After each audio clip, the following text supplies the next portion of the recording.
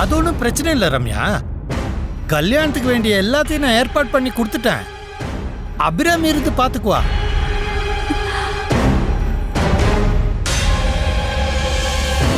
ஊருக்கு போயிட்டு வந்து கூட சரவணனும் அவங்க குடும்பத்தையும் கூப்பிட்டு ஒரு விருந்து கொடுக்கலாம். அபிராமி எதுவும் தப்பா நினைச்சுக்க மாட்டா.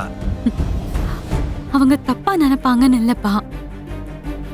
எனக்கே இந்த கல்யாணத்தை இருந்து அட்டன் பண்ணணும் போல இருக்கு. இத்தனை வருஷமா பழகிருக்கோம்.